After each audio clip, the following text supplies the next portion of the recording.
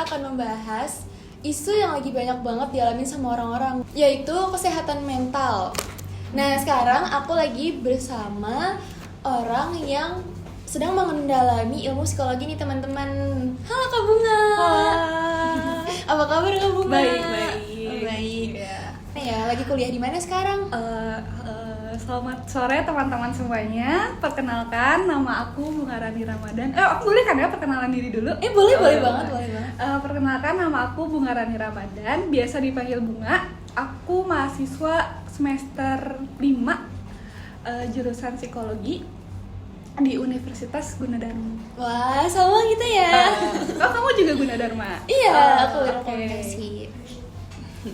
Oke, kita langsung masuk aja nih teman-teman ke topik pembicaraannya.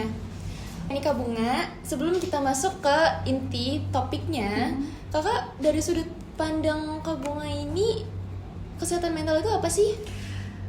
Jadi kesehatan mental itu dari definisi sendiri, di mana seseorang ini merasa sejahtera secara emosional, psikologis, dan fisik. Tuh, simpelnya kayak gitu. Sekarang kita masuk ke pertanyaannya ya. Boleh. Yang pertama, aku mau nanya nih Kak, tanda-tanda yang menunjukkan seseorang tuh lagi mengalami gangguan mental atau sejenisnya itu gimana sih? Gangguan mental kayak tanda-tanda kalau dia itu punya mungkin disorder psikolognya gitu ya? Keganggu atau gimana gitu ya. Kalau gangguan mental sendiri tanda-tandanya itu banyak banget ya dan kompleks. Tapi kalau ditanya secara umumnya, kayak insomnia, hypersomnia itu berlebihan tidur. Jadi bisa tidurnya 16 jam atau mungkin bahkan 24 jam. Terus ada gangguan makan. Nah, gangguan makan ini bisa gak nafsu makan atau berlebihan makan. Terus sakit kepala yang gak ada sebabnya. Terus bisa juga sensitif gitu, mudah marah, mudah sedih kayak gitu. Dan bisa dibilang gangguan mental itu setelah gejala-gejala yang tadi aku sebutin itu muncul minimal 2 minggu berturut-turut kayak gitu. Jadi berangsur-angsur, lama-lama terasa ya gitu benar. Dampaknya gitu. Itu ya mungkin yang lagi dialamin sama teman-teman di rumah ya Kak. Sekarang kan lagi banyak banget nih teman-teman yang curhat di sosial media. Oh iya. Iya, kayak kayaknya aku kena Gen Z. Iya, terutama Gen Z ya gitu. Pada curhat di sosial media gitu. Terus lanjut aja. Dari semua yang dirasakan itu, gimana sih cara menanganinya Kak? Cara menangani gangguan mentalnya atau menjaga kesehatan mental? Cara menangani. Cara menangani gangguan mental. Iya. Kalau cara menangani gangguan mental sendiri sebenarnya simple, semua orang itu bisa ngelakuin dan ini tuh hal yang basic gitu. Tapi kadang orang tuh males buat ngelakuin itu. Simple, kayak jaga pola makan, istirahat yang cukup, terus melakukan aktivitas yang positif dan produktif gitu. Maksud aktivitas positif dan produktif itu yang membuat tubuh kita atau diri kita itu terus bergerak gitu. Maksudnya di waktu-waktu yang tepat ya, bukan di jam istirahat kayak gitu. Oh gitu. Ya jadi intinya pertama itu kita harus ngerubah pola hidup dulu ya Kak. Pola hidup dulu. Itu kunci yang pertama. Benar. Iya, habis itu mungkin lebih ke mindset juga ya. Iya, jadi aku tuh pernah dapat quotes kayak gini. Tubuh yang sehat adalah rumah untuk pikiran yang sehat. Gitu. Jadi kalau kamu menjaga kesehatan tubuh kamu, maka kamu akan memiliki kualitas hidup yang lebih baik kayak gitu. Wow. Oke, kita lanjut aja ke pertanyaan yang berikutnya nih guys. Kalau menurut Kak Bunga, peran pentingnya tuh dalam kehidupan sehari-hari gimana sih?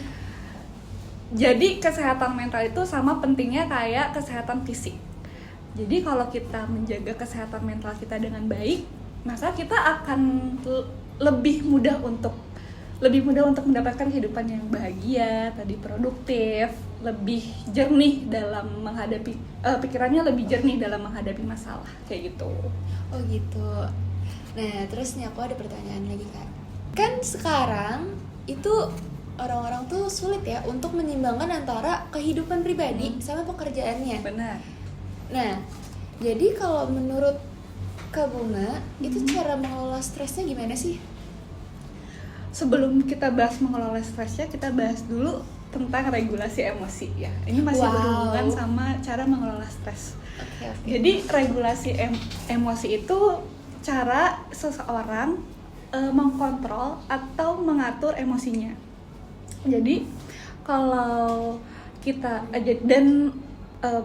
dan stres itu salah satu emosi yang kita butuhkan, tapi tidak boleh berlebihan kayak gitu. Gimana cara mengelola stresnya? Ya itu tadi yang aku jelasin, jaga pola makan, istirahat yang cukup kayak gitu.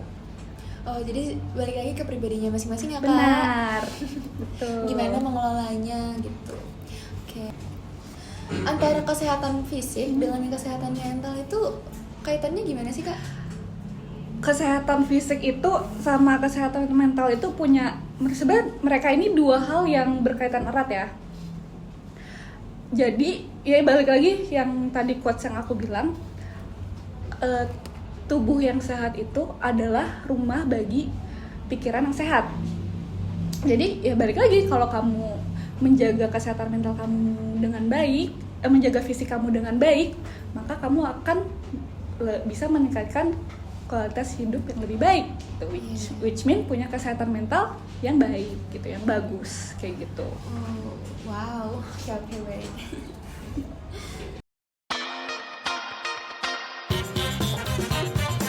Oke, kita langsung masuk aja ke segmen terakhir nih teman-teman.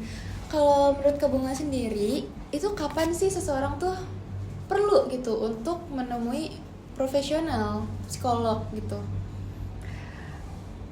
Kapan itu kalau si gangguan-gangguan ini sudah mengganggu aktivitas sehari-hari dan bersifat abnormal. Abnormal di sini tuh maksudnya ya apa ya? Tidak sesuai etika sosial gitu.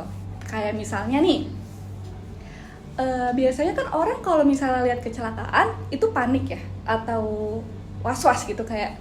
Nah, abnormal di sini tuh mungkin dia melihat kecelakaan itu bisa tertawa atau ada kesenangan sendiri kayak gitu. Nah itu bisa dibilang ada gangguan mental. Dan tanda-tandanya itu yang kayak aku bilang tadi ya, cukup kompleks dan banyak. Jadi gangguan mental ini punya tanda-tanda yang mirip, tapi mereka tidak sama. Mungkin aku akan bahas tanda-tanda dari depresi mayor ya. Jadi depresi mayor itu gangguan di mana seseorang itu, individu itu merasa sedih yang mendalam. Bisa ditandai dengan insomnia, hypersomnia yang tadi aku jelaskan, terus berlebihan makan, ada keinginan untuk menyakiti diri sendiri atau bunuh diri, terus perasaan khawatir yang berlebihan gitu. Padahal masalahnya sepele, padahal sesuatunya nggak perlu kayak gitu, tapi ya karena dia punya gangguan itu, maka dia bersifat seperti itu. Dan ada gangguan makan juga, terus ya itu sih. Sama misalnya kalau si depresi mayor disorder ini punya obsesi, biasanya itu ada apa ya, halusinasi, kayak mendengar sesuatu yang aneh gitu, menyuruh dia untuk apa ya, mengakhiri hidupnya kayak gitu. Ya itu aku juga sering banget denger di sosial media ya, suka ada yang cerita kayak gitu ya Kak. Terus juga buat teman-teman yang mungkin merasakan ada keanehan nih di dalam dirinya, itu coba buat langsung ke psikolog ya Kak. Betul. Ya, jangan langsung diagnosa diri sendiri. Benar. Itu gak boleh. Betul. Gak boleh self diagnose. Gimana cara kita tuh ngedukung orang-orang di sekitar kita yang mungkin lagi punya masalah? Caranya itu banyak sebenarnya. Tapi salah satunya atau salah duanya mungkin dengan kasih afirmasi positif ke mereka, terus dengerin apa yang mereka ceritakan, validasi emosinya, perasaan sedihnya, perasaan kecewanya, perasaan marahnya, kayak gitu. Terus bisa juga dengan kayak bilang aku yakin kalau kamu pergi ke profesional, kamu akan merasa lebih baik, kayak gitu. Didukungnya secara lisan gitu. Bisa.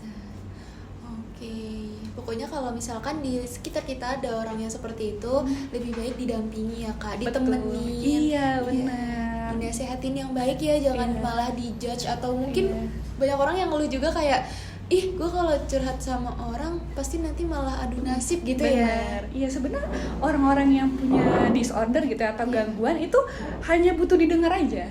Hanya butuh didengar, divalidasi gitu. Oke teman-teman, sampai sini aja diskusi kita pada kali ini, dan aku terima kasih banyak buat Kak Bunga udah menyempatkan hadir di sini.